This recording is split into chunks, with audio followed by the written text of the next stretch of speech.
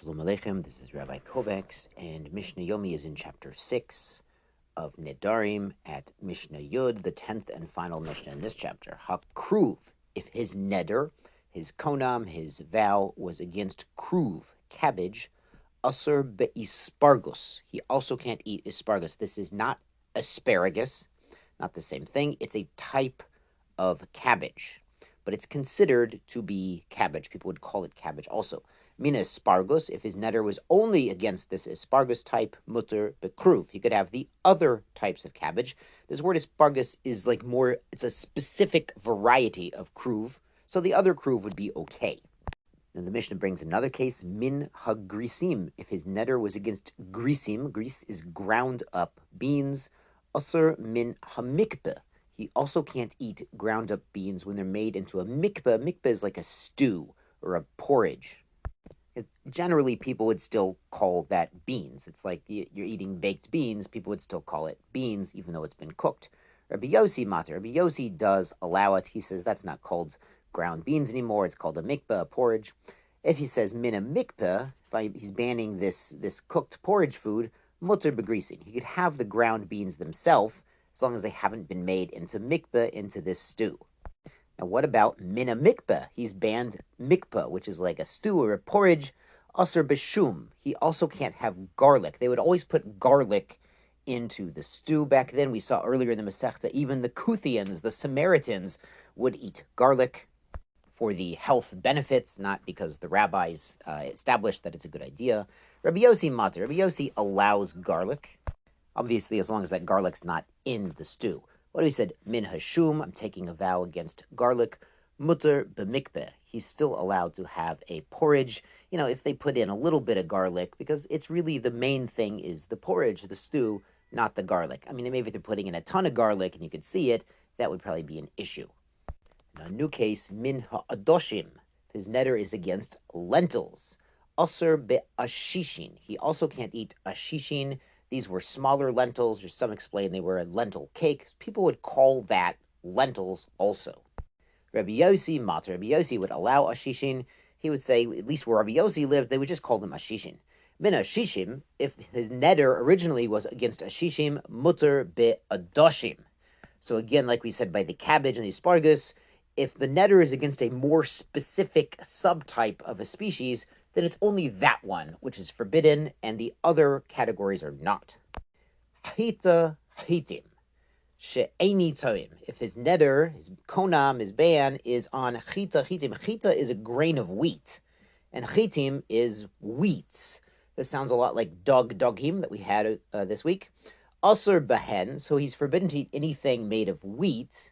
And since he said wheat and wheats, bein kemach ben pat, whether it's made of flour or made of bread. So like dagim, this chita chitim includes all forms of wheat products. Grisin, beans, she'eni toam, that I will not taste. Asur behen, he can't have any beans.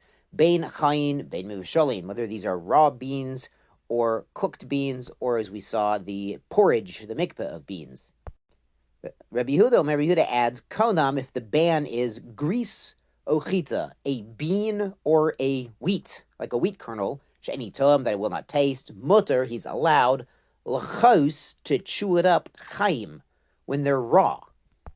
When someone says the singular form of the word, it doesn't include raw. People don't normally consider chewing it raw to be like the normative eating, the consumption of it.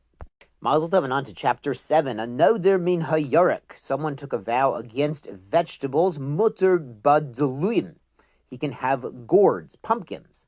Rabbi Kiva oser. Rabbi Kiva says no, that would be included in yorek. That would be considered a vegetable as well. Amru lo Rabbi Akiva. They told Rabbi Akiva, Rabbi, hello, omer adam l'shlucho. Isn't it the case that a person will say to his shaliach, shlucha is his shaliach, his messenger, his agent, or his purchasing agent, or the guy going to the store for him? Nowadays, they actually have an app for this kind of stuff. That you can send someone else to do the shopping. Costs extra, but it's possible. And he tells the agent, koch li yarek, please buy for me yarek, vegetable, v'hu omer. And the agent comes back, he says, lo matzati, I didn't find vegetable, ela deluyan, but I found gourds. So this, they're telling Rabbi Akiva, this proves that gourds are not yarek. Amar lahem, Rabbi Akiva says back to them, Ken the davar, exactly right. O shema omerhu, would it really be the case that he would tell him, lo matzati ela kitnit? I didn't find vegetables, only beans. So if he was sent to the store to buy vegetables, he wouldn't come back and say, there was no vegetables, but there's beans. But he would come back and say there was no vegetables, but there was gourds, because gourds, according to Rabbi Akiva, is in the category. Elisha deluim biklal yarek. So we see that gourds are in the category of a vegetable. The kitniot and legumes, famously kitniot on Pesach, the Sephardim will eat them after they're checked, like rice, and the Ashkenazi and Marmachmir, because they used to, in Europe, they used to mix these kitniot in with the wheat and the other grains, and there was a lot of concern about chametz being in them. The kitniot eina b'klal yarek, and kitniot are not included in vegetables. Now the Mishnah gets back to yarek generally, v'aser b'pola mitzri, and he's forbidden to have pola mitzri, the Egyptian beans, loch, when they are moist, when they're fresh, umuter b'yavesh, but he's allowed to have dried out ones. Now the distinction here is when these beans are fresh, like the fresh snap peas, they're considered a vegetable. But once you've dried out the beans, they're more like a bean or a kitniot than a vegetable. Yashar koach, sei gesund.